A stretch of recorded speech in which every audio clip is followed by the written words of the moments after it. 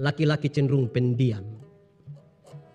Secerewet-cerewetnya laki-laki masih disebut pendiam. Sebuah penelitian mengatakan seorang laki-laki bicara satu hari kira-kira 7.000 kata. Dan seorang perempuan kira-kira 21.000 kata. Minimal itu. Papa 7.000, mama? Pagi-pagi semua sudah pergi berangkat kerja, berangkat sekolah sendiri. Mau 21.000 dan siapa? Rata-rata papa pulang kantor jam berapa? Waktu pulang jam 5 mama rencana mau kasih keluar duluan yang 3.000. Mama sambut terus mama bilang begini, "Pa." Terus papa bilang, "Hah? Di kantor tadi baik." Terus papa bilang, "Lu kepala kantor." Pola komunikasi kita macam begini, sekira kita sementara menghancurkan persaudaraan dan kekeluargaan kita. Menara Babel tidak selesai dibangun bukan karena kurang uang, bukan karena kurang tenaga kerja, bukan karena kurang apapun, hanya karena terputusnya komunikasi di antara mereka. Bapak Ibu Saudara-saudara yang dikasihi dalam Tuhan Yesus, tema kita hari ini adalah cinta kasih Kristus menggerakkan persaudaraan. Pembacaannya terambil dari surat pertama Petrus pasal 1 ayat yang ke-22. Pertama Petrus pasal 1 ayat yang ke-22, firman Tuhan berkata demikian. Karena kamu telah menyucikan dirimu oleh ketaatan kepada kebenaran, sehingga kamu dapat mengamalkan kasih persaudaraan yang tulus ikhlas. Hendaklah kamu bersungguh-sungguh saling mengasihi dengan segenap hatimu. Demikian firman Tuhan. Berbahagia setiap orang yang mendengar firman, memelihara dan melakukan dalam hidup setiap hari. Shalom. Saya menyapa juga yang mengikuti ini secara virtual di rumah. Shalom buat kita semua. Salam sehat, salam sukacita. Bongimelo. Mantap. Saya rasa saya mulai lancar ini. Baik saudara-saudara, saya ingin mengatakan begini. Natal itu secara kasat mata, Natal itu sebuah tontonan yang indah. Secara kasat mata Natal itu tontonan. Kenapa saudara bayangkan bahwa kisah Natal dimulai dari ada bintang berekor yang berjalan. Saya yakin kalau ada bintang yang lain sendiri hari ini, orang akan melihat dengan seksama, berbicara, bercerita, buat status, pakai story dan lain sebagainya. Enak untuk ditonton. Kisah Natal dimulai dari ketika para malaikat itu mereka menyanyi. Kalau kita identikan malaikat itu dengan manusia, kalau dia perempuan pasti cantik. Kalau dia laki-laki pasti ganteng. Pakaiannya bagus-bagus. Suaranya bagus atau tidak? Bagus. Menyanyinya di mana? Hutan. Malaikat yang bagus itu. Yang pakaian bagus. Segala sesuatu bagus. Menyanyinya di mana? Hutan. Pasti ada pesan yang kuat di situ. Apa itu? Nyanyian para malaikat tidak boleh dipisahkan dari kisah dalam Kejadian pasal 4. Apa yang terjadi di sana? Di padang belantara itu, di hutan itu. Di mana mestinya kakak adik itu duduk bersama-sama dengan baik. Justru di padang itu, Kain tega sekali membunuh adiknya Habel. Maka nyanyian perdamaian itu mulai dari padang di mana kakak adik itu mengalami pertengkaran yang serius dan saling berupaya untuk menghilangkan. Sehingga Natal itu dimulai dari situ. Secara kasat mata, Natal enak untuk ditonton. Tetapi Natal itu bukan sebuah tontonan. Natal bukan sekedar sebuah tontonan. Natal itu selanjutnya sebagai sebuah tuntunan. Orang yang merayakan Natal mestinya dituntun. Dituntun untuk apa? Untuk berjumpa dengan Kristus bayi Natal itu. Dan dihentar kepada Kristus, kepada Tuhan. Jadi kalau kita hanya merayakan sebuah perayaan Natal tanpa tuntunan, kita baru jadi tontonan biasa. Dan orang lain mungkin akan membuatnya lebih meriah, lebih indah dari kita semua. Ada amin. Sampai di situ tidak. Natal itu tontonan, tetapi sekaligus sebuah tuntunan. Bukan sampai di situ saja, sekaligus Natal itu sebuah tantangan. Natal itu sebuah tantangan bagi kita. Tantangan seperti apa saudara-saudara? Tantangan kita hari ini adalah tema kita. Tema kita apa? Kasih Kristus, cinta kasih Kristus menggerakkan persaudaraan. Jadi setiap orang yang merayakan Natal hari ini mestinya dia dituntun untuk melakukan hal ini. Oleh karena cinta kasih Kristus itu, kemudian persaudaraan itu makin baik. Kenapa saudara? Hidup kita hari ini bermasalah dengan kualitas persaudaraan. Bermasalah di situ. Kita mungkin kakak adik, tapi belum tentu punya hati yang baik. Saya membayangkan Natal dulu ketika kita masih di kampung itu. Kan enak sekali kita di kampung. Ada lagu-lagu Natal, ada baju baru, ada segala macam. Kakak adik itu bisa bertengkar hanya karena perayaan Natal itu banyak, lantas bajunya kurang. Terus adik ambil kakak punya, kakak ambil adik punya, dan mereka bertengkar. Pernah mengalami itu? Pernah. Enak sekali kakak adik itu. Tapi sayang kita yang dulunya begitu akrab, sekarang ketika masing-masing mulai menikah, kan kita mulai menjauh satu dengan yang lain. Istri bersama dengan suami, sepertinya ada jarak antara kakak adik di sini. Ini tantangan kita hari ini. Pandemi COVID membuat kita saling berjauhan satu dengan yang lain. Duduk jaga jarak. Perkembangan ilmu pengetahuan dan teknologi semakin menarik. Semua kan punya handphone. Handphone berhasil mendekatkan orang-orang jauh dan menjauhkan yang di Jakarta juga begitu. Suami istri, anak-anak duduk sama-sama, tapi masing-masing asik sendiri dengan handphonenya. Amin. Nah itu jadi masalah buat kita saudara.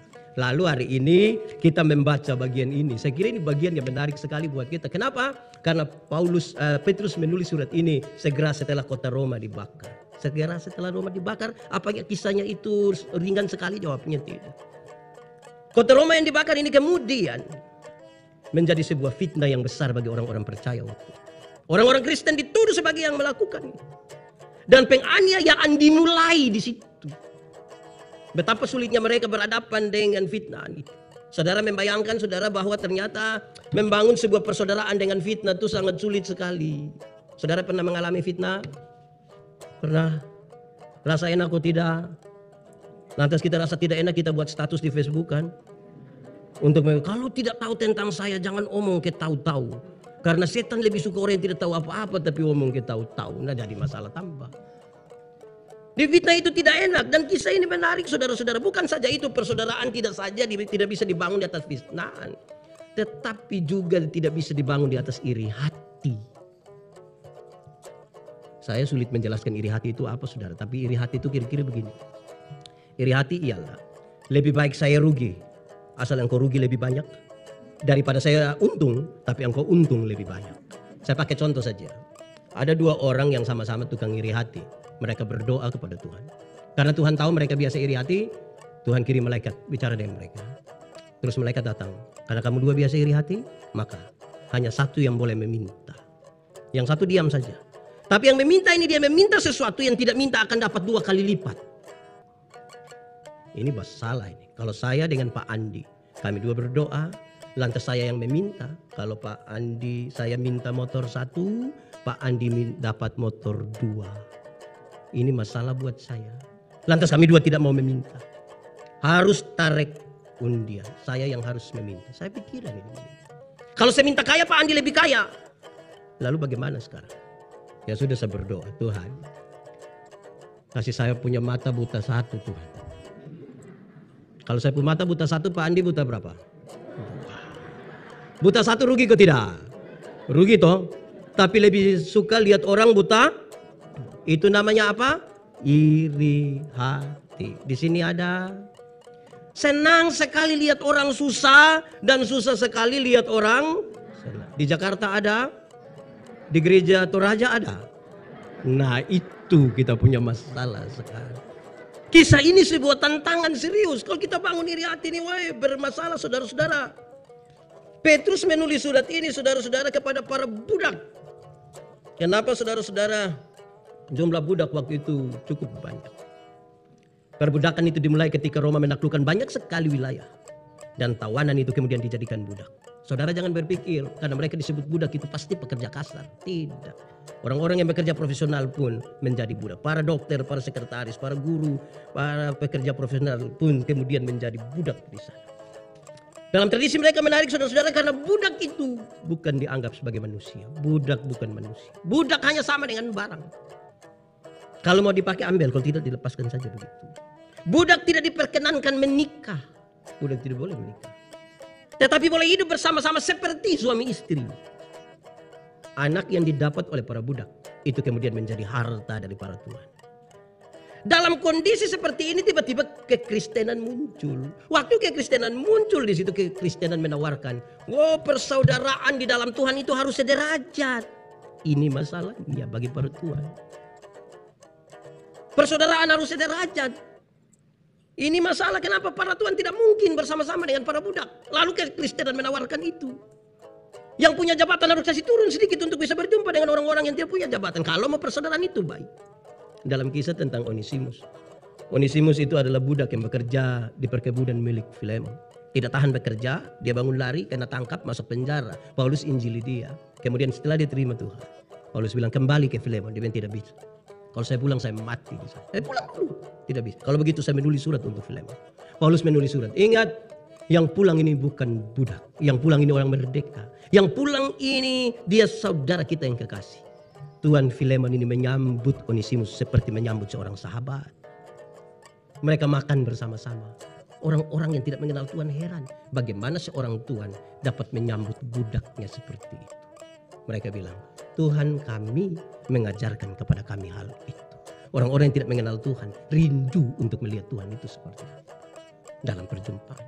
Sekarang kekristenan menawarkan persamaan begini bermasalah. Kenapa? Ini budak-budak orang ini. Jangan-jangan nanti kemudian jadi malas kerja. Atau yang kedua, jangan-jangan mereka memberontak kepada tuannya karena mereka jumlah cukup banyak.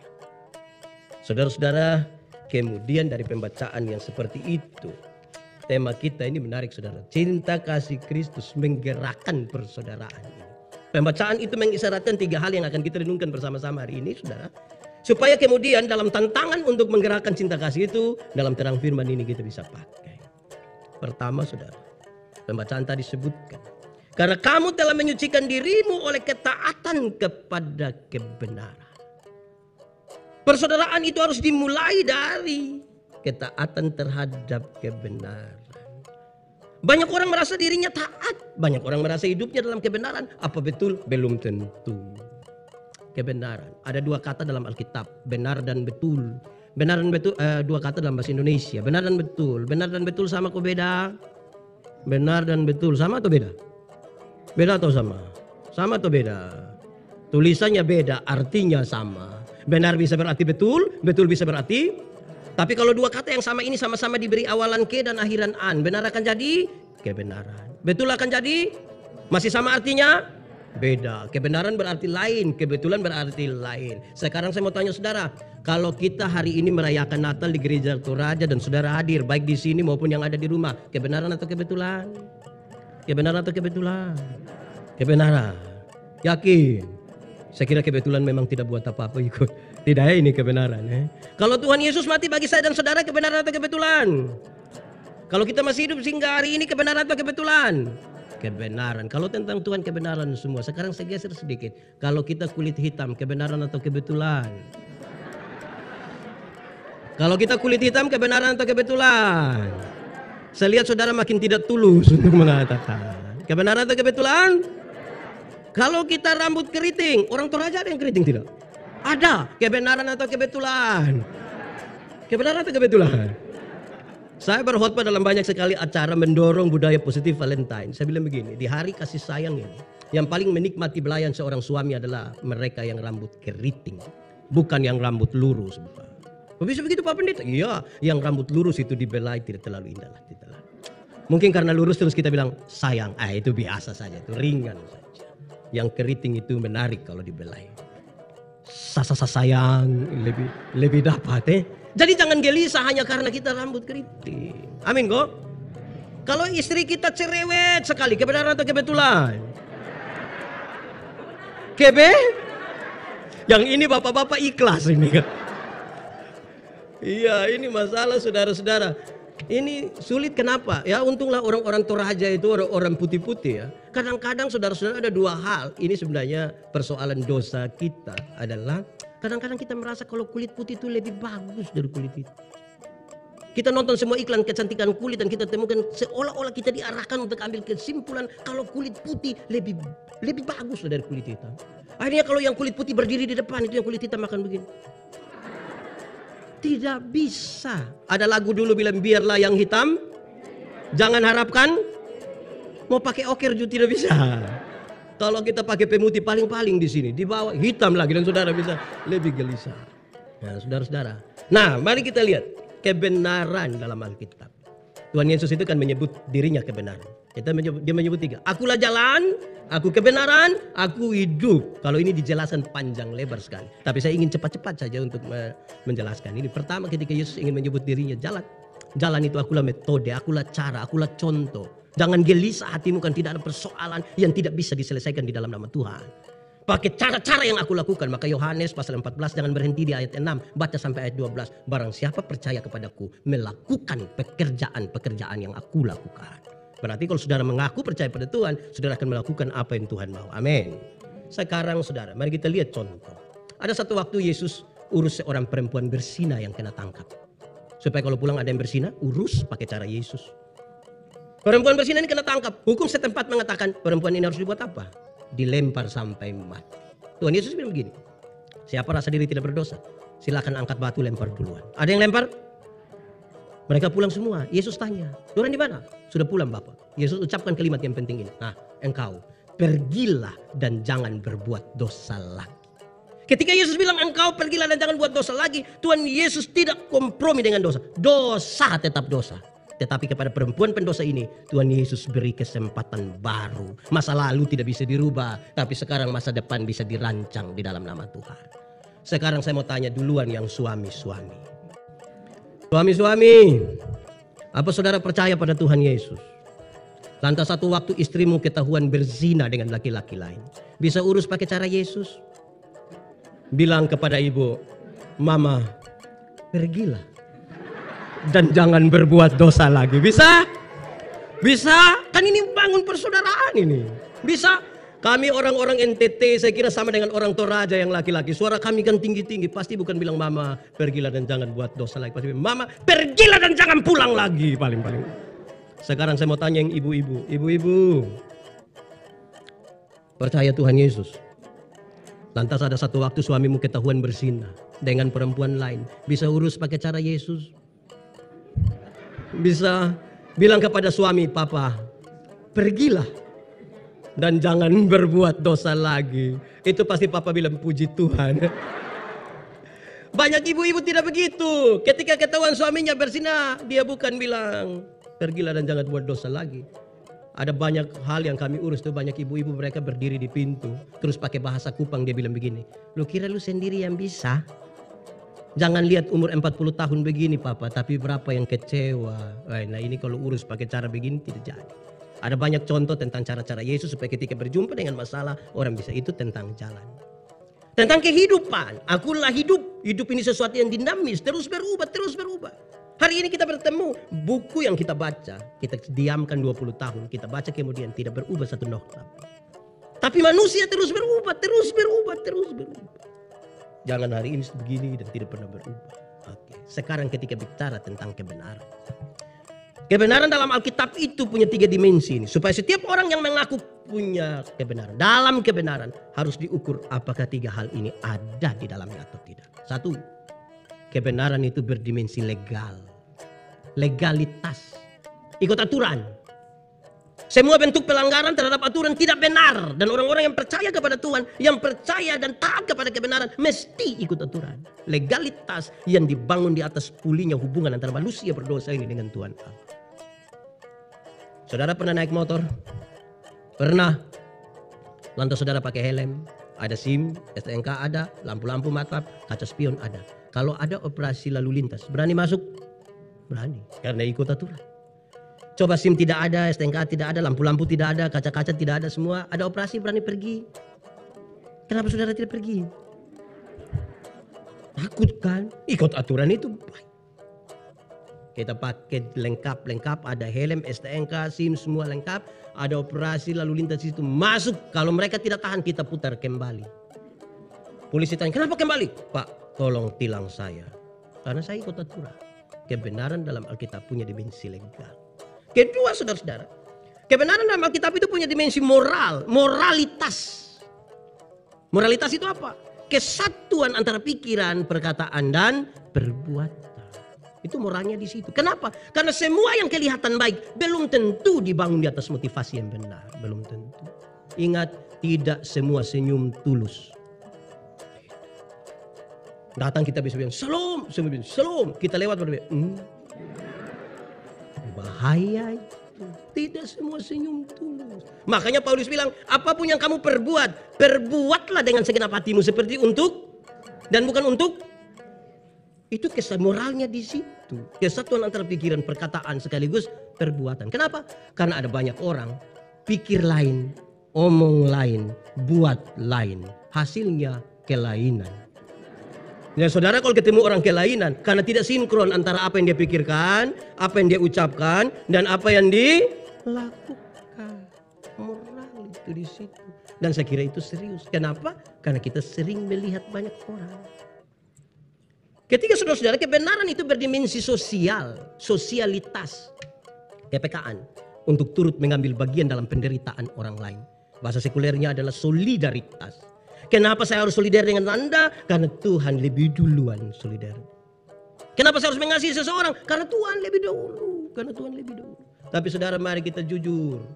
Solidaritas kita kadang-kadang bermasalah. Sangat bermasalah. Boleh jawab? Pernah tawar barang di swalayan? Pernah? Saudara pernah tawar barang di mall? Pernah? Tidak ya. Tawar itu berani, ada yang taruh, memalukan sekali. Ya toh? Pemilik swalayan, pemilik mall, orang kaya atau orang miskin? Kaya. Beli di orang kaya, tidak tawar. 99.900, kasih 100.000. Dia kasih kembali permen 1, kau dapat saja ukur saya. Itu beli di orang kaya. Tapi coba kalau pagi-pagi ke pasar. Beli sayur di nenek-nenek satu. Itu nenek susah. Mungkin pulang jual sayur dia sudah mati. Itu tawar kok tidak? Oh tawar ya. Saya kira di Jakarta, di Tangerang tidak tawar. Itu penawaran itu mengerikan. Nenek, sayur berapa? Nenek sudah senang. Nenek bilang, oh 3.000. Yang tawar sengaja kaget. 3.000? Bisa 9.000. Kadang-kadang di Kupang itu tambah satu kalimat pendek. Bisa 9.000. Nenek doang tanam sendiri juga. Itu kalau saya yang jual, saya bilang bawa saya tidak usah bayar, bawa saja. Tawar sayur 3.000 jadi 9.000, padahal turun dari Innova. Di tangan kanan ada iPhone, tangan kiri ada Samsung terbaru, masih ada Nokia lagi dalam tas, rantai selip berat 1,5 kilogram. Tawar sayur 3.000 jadi 9.000, mengerikan kok tidak? Mulai besok ibu-ibu, tawar sayur itu tawar tabalik lah begitu. Nenek, sayur berapa? 3.000. Maaf, bisa 1.000. Kalau tawar sayur 3.000 jadi 1.000, hanya 3 kemungkinan. Hanya 3 kemungkinan. Pertama, itu orang punya solidaritas sosial yang sangat baik. Yang kedua mungkin gila. Atau yang ketiga, orang Kupang bilang makam puji itu. Kita yang tentukan 1, 2, atau 3. Karena solidaritas ini serius, saudara. Nah saudara-saudara, itu bagian pertama, dan orang yang taat kepada itu luar biasa. Mau membangun persaudaraan itu, engkau telah menyatakan dirimu disucikan karena ketaatanmu kepada kebenaran. Kalau ini tidak ada, saudara-saudara, tanpa solidaritas kita tidak mungkin membangun persaudaraan. Tidak mungkin. Tanpa moralitas yang baik, bagaimana membangun sebuah persaudaraan? Kadang-kadang ini persaudaraan ini kan kita suka seseorang bukan karena aturan yang berlaku bersama. Bukan hanya karena soal kita punya selera bersama. Karena itu mestinya persaudaraan digerakkan dengan kebenaran. Yang benar itu seperti itu. Kedua, saudara-saudara, pembataan ini mengatakan, sehingga kamu dapat mengamalkan kasih persaudaraan yang tulus ikhlas. Orang yang sudah disucikan ini mengamalkan kasih persaudaraan. Kalau kita berbicara tentang persaudaraan, paling tidak kita arahkan dia pada 2 hal. Pertama, persaudaraan kita sebagai orang-orang sedara. Kita lahir dari satu kandungan, punya hubungan keluarga dan lain sebagainya. Tapi yang kedua, saudara-saudara, adalah persaudaraan sebagai sebuah persekutuan orang-orang percaya. Kalau kita membaca kisah tentang orang Samaria yang baik hati, Injil Lukas pasal 10. Di situ disebutkan, 1, ada imam, kedua ada orang Lewi, ketiga ada orang Samaria. Saudara mau jadi orang mana? Mau jadi orang? Yakin bisa jadi orang Samaria? Yakin? Bisa ya? Oke, kalau saudara mau jadi orang Samaria berarti tiap-tiap hari saudara mesti duduk di jalan antara Yerusalem dan Yeriko. Terus ada orang kena rampok, saudara tolong. Ada orang kena rampok, saudara tolong. Ada orang kena rampok, saudara tolong. Lama-lama tidak ada yang kena rampok, saudara yang kena rampok. Bisa? Saya lihat ini makin turun ini. Ya, saudara-saudara. Lalu ada satu orang muncul di jalan Yerusalem Yeriko. Jalan yang jaraknya kira-kira 30 km dengan jalan berliku-liku itu. Jalan yang menurun dan dipastikan kalau ada terjadi sesuatu tidak mungkin ditolong oleh siapa. Ada satu orang sampai di situ dan dia dirampok, dipukul hampir mati. Datanglah imam itu tolong kok tidak? Tidak tolong kan? Makanya saudara tidak mau jadi imam itu. Imam macam apa? Tidak menolong orang susah. Tapi katakanlah imam ini, ada orang ditabiskan jadi imam dan tidak pernah melayani di bait Allah karena antriannya sangat panjang. Sekarang dia dalam perjalanan, dia melihat ada orang yang dirampok, hampir mati, berdarah-darah di situ. Wah, kalau saudara imam itu saudara tolong atau tidak? Masalahnya kalau dia sentuh orang ini mati, berarti dia najis, dia tidak boleh melakukan sesuatu. Kalau saudara imam itu tolong atau tidak? Kalau saya ya tergantung ya. Tergantung siapa yang kena rampok. Kalau yang dirampok itu janda muda, saya pasti tolong, saya yakin saya tolong. Tapi kalau yang dirampok itu nenek-nenek, mungkin saya akan bilang, nenek, barangkali ini jalan Tuhan nenek. Tapi saudara tadi mau jadi Samaria. Setelah Samaria itu datang lagi orang Lewi. Orang Lewi itu tolong kok tidak? Tidak. Makanya saudara tidak mau jadi orang Lewi. Siapakah orang Lewi? Keluarga dari para imam. Secara sengaja dipisahkan hanya untuk urus bait Allah. Kenapa? Karena banyak sekali ritual aktivitas keagamaan yang dilakukan bait Allah. Karena itu bait Allah harus selalu baik. Sekarang ketika dalam perjalanan ke bait Allah ketemu dengan satu orang yang dirampok itu. Kok saudara orang Lewi itu tolong kok tidak? Lanjut. Lalu datanglah orang Samaria itu. Orang Samaria itu tolong kok tidak? Makanya saudara mau jadi orang yang baik itu kan? Karena dia bisa menolong. Sekarang saudara-saudara persoalannya adalah kata Samaria yang ditempatkan pada orang ketiga ini, itu masalahnya. Kenapa? Karena orang Yahudi tidak bergaul dengan orang Samaria. Siapakah mereka? Mereka orang satu keturunan. Mereka sama-sama keturunan Yakub. Tetapi sayang setelah Salomo mati, terjadi perebutan kekuasaan. Dan perebutan kekuasaan itu membuat keturunan keluarga besar ini menjadi pecah. 10 suku ada di utara di Samaria dan tinggal 2 suku di selatan. Mereka bertengkar sangat serius pada orang-orang bersaudara. Hanya karena persoalan politik. Persaudaraan mereka menjadi hancur. Ini jadi tantangan tersendiri. Kenapa? Karena ketika orang Samaria menyentuh sesuatu, tidak mungkin lagi disentuh oleh orang Yahudi. Dan pertengkaran itu serius. Waktu Yesus datang, mereka baru bertengkar kira-kira 700 tahun. Ini persaudaraan mau bagaimana? Anak-anak kecil itu kalau mereka bertengkar, 7 menit kemudian mereka berdamai. Tapi kalau orang tuanya yang bertengkar, kakak adik sekalipun, saya tidak tahu orang-orang Toraja, tapi kami orang NTT selalu bilang 7 turunan saya tidak kenal, saudara. Pernah dengar itu kalimat atau sendiri ucap? Ya. Tantangan itu. Wah, luar biasa. Orang Samaria, saya cepat mengatakan di sini. Orang Samaria itu melakukan 7 hal. 7 hal yang saya kira menarik sekali. Pertama, orang Samaria itu dia siram luka-luka orang itu pakai anggur. Alkohol yang ada pada anggur itu diharapkan dapat membersihkan itu virus. Rupa-rupanya orang Samaria ini dia jalan kemana-mana dia bawa anggur. Orang Toraja di sini ada yang jalan kemana-mana bawa anggur. Ada kemungkinan besar dia Samaria itu. Ya dia sama. Setelah anggur itu dia oles luka-luka itu pakai minyak. Kemungkinan besar itu minyak zaitun. Karena salah satu fungsi terbaik dari minyak zaitun ialah menyembuhkan luka. Mantap. Untuk 2 pekerjaan ini dibutuhkan sedikit hati-hati. Hati-hati. Kan pasti dia bilang begini, tahan sedikit ya, tahan sedikit. Tidak mungkin dia bilang, makanya. Tidak mungkin dia bilang begitu kan. Setelah 2 itu dia ambil satu lagi. Dia ambil kain dan membalut luka-luka orang itu. Pertanyaannya, bisa saudara lakukan ini? Bisa? Pakai anggur, oles minyak, balut. Bisa? Yang tadi mau jadi orang Samaria bisa? Setelah dia buat seperti itu, yang keempat menarik. Dia ambil orang itu, dia muat di atas keledai tunggangannya. Saya mau tanya, dulu sudah ada mobil? Pesawat ada? Berarti alat transportasi mereka adalah keledai. Kenapa saya pikir ini lama saudara? Ini membangun persaudaraan, ini mengerikan. Kenapa? Saya pikir begini. Saya di Kupang, bawa mobil saya bawa. Kalau ketemu orang ada masalah sedikit, untuk tolong saya tolong. Tapi pertolongan itu jadi masalah. Ketika masyarakat yang ikut menolong itu mereka lihat saya agak lama terus bilang begini, Bapak bisa bawa ke rumah sakit pakai Bapak pun mobil? Itu saya pikiran itu.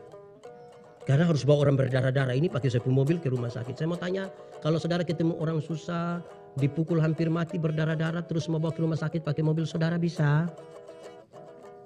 Bisa?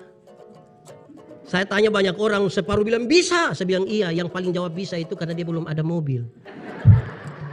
Kalau dia sudah ada mobil itu, dia sudah cuci, kesetnya sudah disikat, itu istri saja naik lepas sendal. Apalagi orang lain. Tapi saudara mau jadi Samaria. Lanjut. Setelah itu dia bawa orang itu ke rumah penginapan. Dia bawa ke rumah penginapan. Saudara bisa. Tolong satu orang bawa ke rumah penginapan, saudara bisa. Keenam dia lakukan tambah. Dan dia merawat orang itu. Merawat. Dia siap air panas. Masak bubur. Ketujuh. Dia memberi 2 dinar kepada pemilik penginapan itu. Tolong urus orang ini sebaik-baiknya. Kalau engkau belanjakan lebih dari 2 dinar ini, nanti aku menggantinya waktu aku kembali. Dulu orang kerja 1 hari dibayar 1 dinar. Berarti 2 dinar itu upah kerja selama 2 hari. Bisa? Upah harian 2 hari bantu orang susah mau? Ini bahaya ya. Nah sekarang kita lihat. Siapakah orang Samaria? Orang Samaria itu bukan saya, bukan saudara. Orang Samaria itu adalah Tuhan Yesus. Jalan dari Yerusalem ke Yeriko. Bicara itu dalam konteks Palestina semua tahu. Yerusalem kota kudus menuju Yeriko kota terkutuk. Ini sebuah gambaran yang baik untuk menggambarkan Yesus datang dari sorga yang kekal ke dalam dunia yang penuh dengan rawa payah. Perjalanannya via dolorosa. Dalam perjalanan susah sengsara dia berjumpa dengan orang-orang yang dirampok sehabis-habisnya dan dipukul hampir mati. Siapakah orang-orang itu? Orang itu adalah saya. Orang itu adalah saudara semua ini. Saudara yang ada di rumah semua. Kita orang-orang Tuhan Yesus ketemukan dalam perjalanan itu. Dalam kondisi hampir mati. Tidak ada satu imam dan orang Lewi pun yang mampu menolong kita.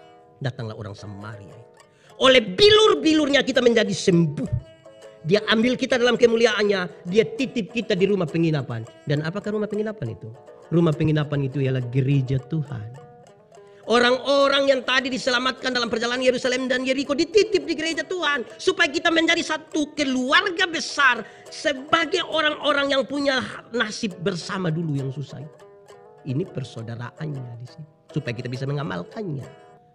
Tidak ada orang yang boleh sombong rohani di sini. Karena persaudaraan kita ini dibangun di atas perjumpaan dengan Tuhan Yesus dalam perjalanan Yerusalem Yeriko.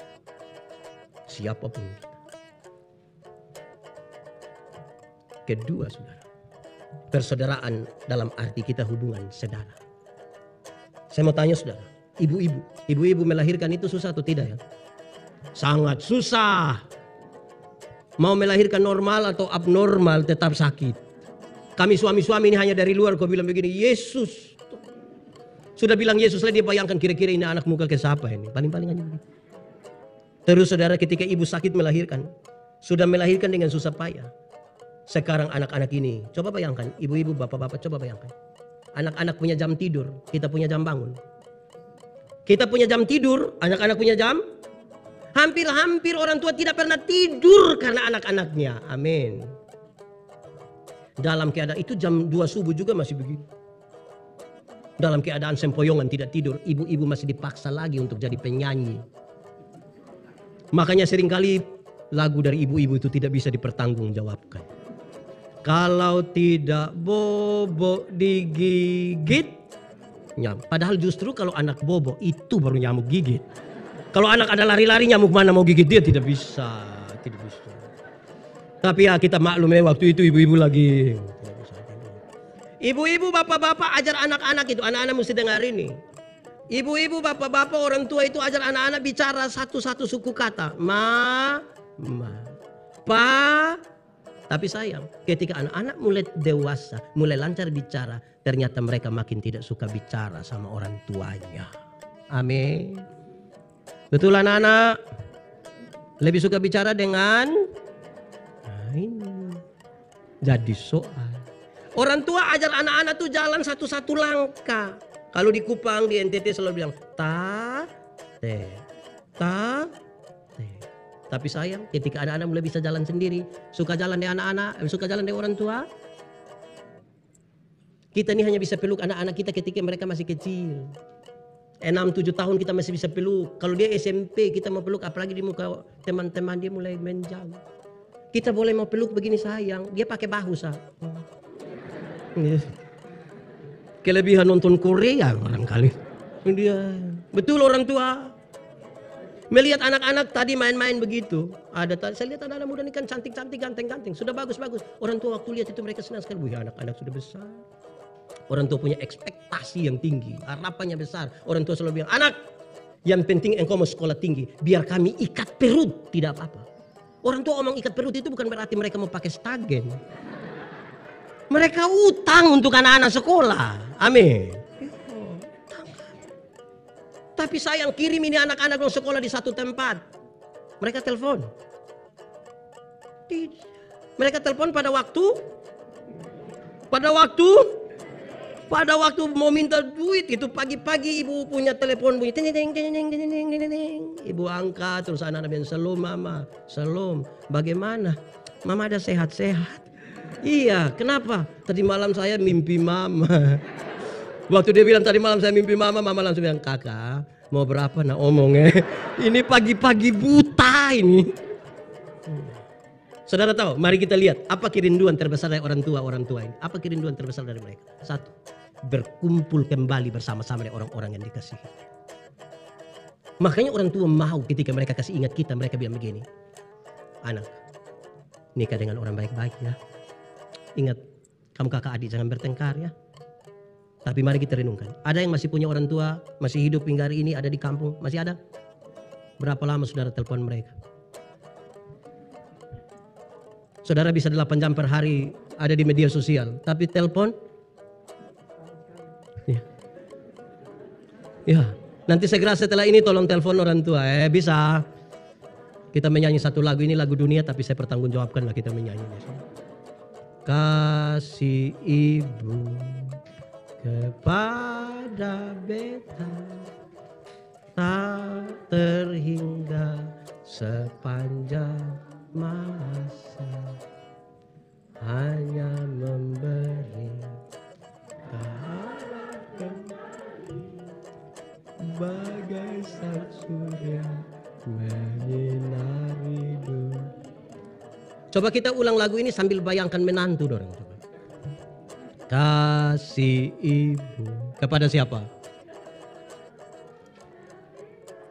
Sampai kapan itu? Tidak terhingga. Saudara bisa bayang. Kenapa baru sekarang saudara sedih? Itu persaudaraan yang diamalkan. Terakhir sekarang.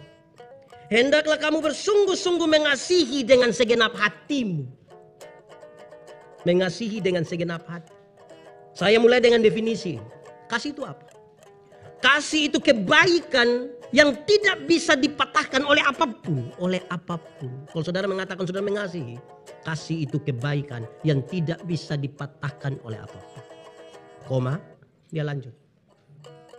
Karena itu kasih tidak boleh berubah menjadi kebencian. Kasih tidak boleh berubah menjadi kebencian. Tidak boleh ada orang mengatakan, dulu saya sangat mengasihi dia Pak, tapi setelah saya tahu dia begitu saya sangat benci dia. Itu bukan mengasihi. Mengasihi itu mengasihi saja. Tidak boleh ada alibi. Pernah dengar itu kalimat, dulu saya sangat mengasihi dia Pak, tapi saya tahu dia pungkit dan saya benci lihat dia. Pernah dengar? Sendiri omong. Kasih.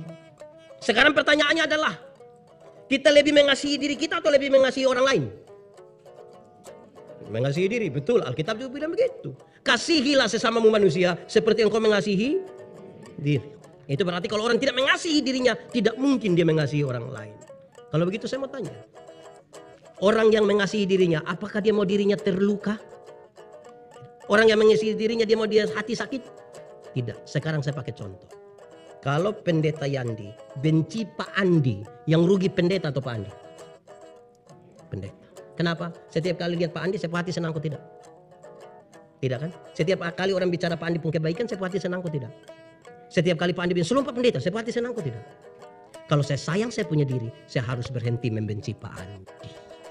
Sekarang tolong jawab. Ada orang yang kita tidak suka? Ada. Dia ada duduk di sini. Coba saudara lihat dia coba. Kenapa semua saudara lihat saya? Saudara benci saya. Saudara, hal ini serius karena dia mengganggu persekutuan. Kalau kita mau menggerakkan persaudaraan, kasih itu duluan untuk kita pun diri. Kami bapak-bapak ini kan melihat perempuan. Laki-laki melihat perempuan, tapi yang perempuan melihat perempuan. Maksudnya begini, kami yang bapak-bapak, Yang laki-laki, kalau duduk sama-sama, tiba-tiba ada seorang perempuan cantik lewat, serempah kami pun kepala begini. Kalau istri ada di sebelah dan kami tahu bahwa melakukan itu akan jadi masalah, kepala kami tetap, mata saja yang pindah. Ya kira-kira begitu. Karena bapak-bapak melihat ibu-ibu. Tetapi yang perempuan melihat perempuan. Perempuan melihat perempuan. Maksudnya begini. Perempuan-perempuan kalau duduk sama-sama, laki-laki masuk, mereka tidak terlalu histeris. Biasa, standar. Tapi jangan coba-coba yang masuk itu ibu-ibu. Sendal agak tebal, rok agak pendek, tas agak besar. Coba lihat siku dan bibirnya. Coba lihat, itu ibu-ibu banyak yang begini.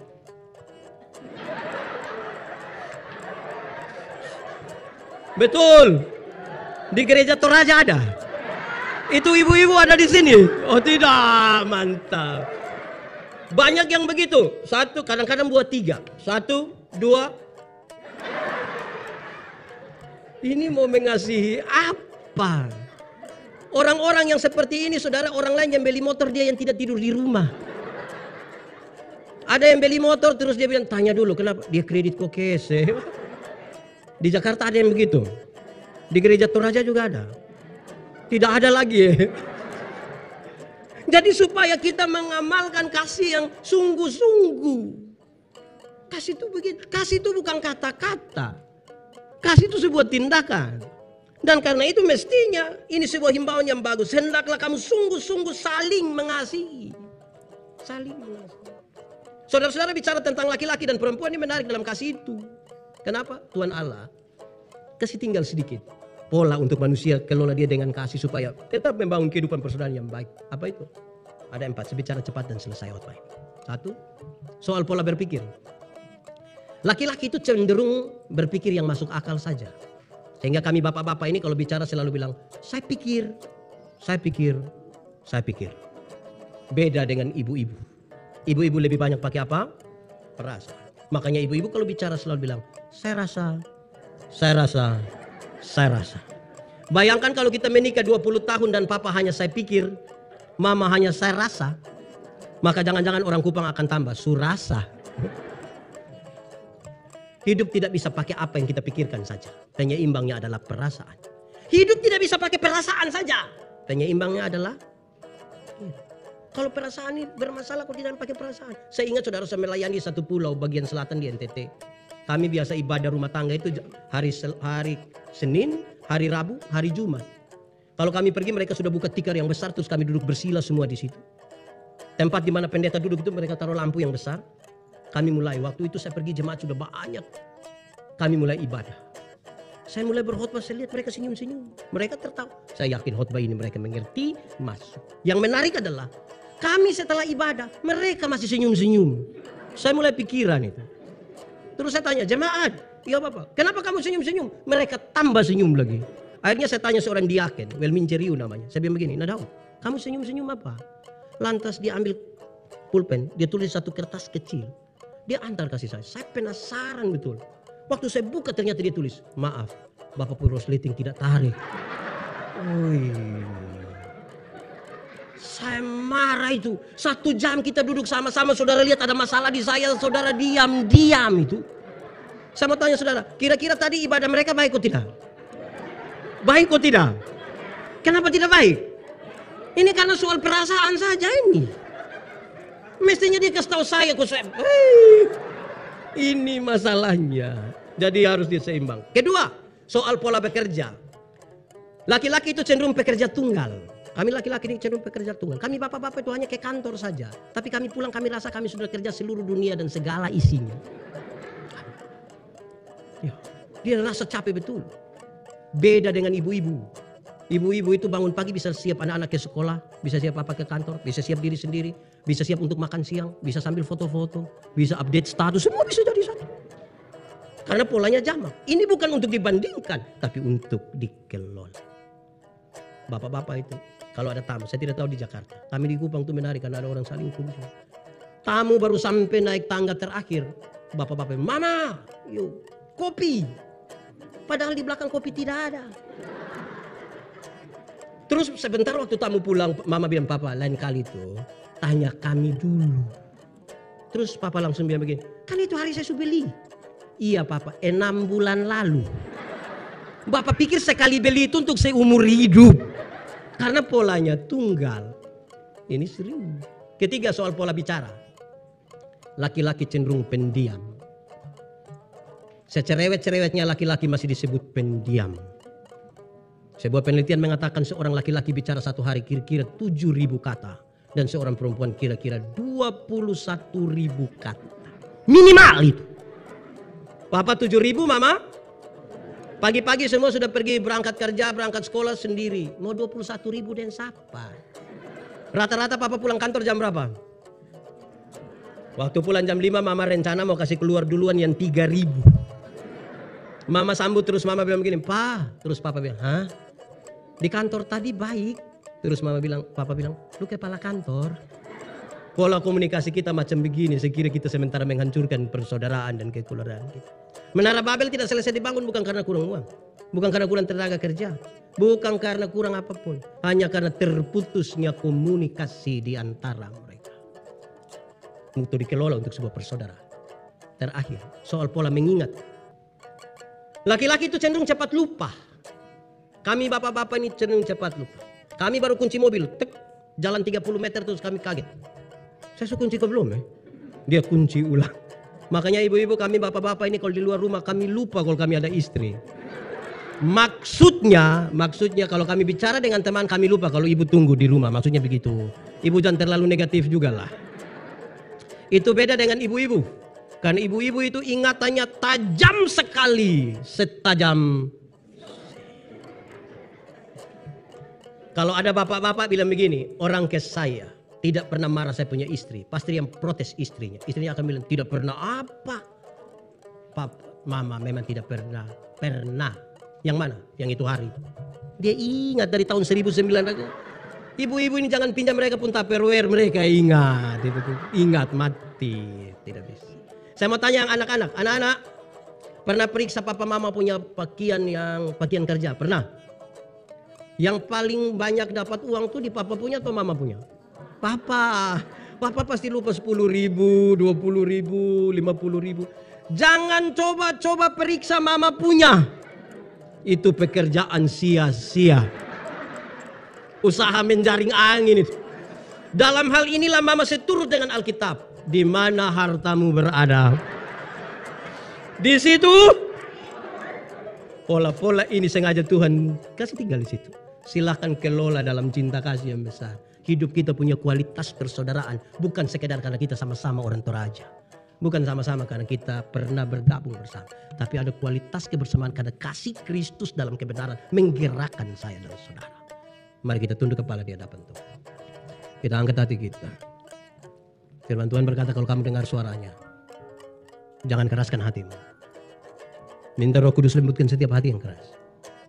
Dan biarlah firman ini akan menjadi kekuatan bagi kita. Menjamah, memulihkan, menolong. Kalau ada hal yang ingin saudara katakan, nyatakan itu dengan imanmu kepada Tuhan. Biar Tuhan menyentuh hati. Tuhan menolong kita semua.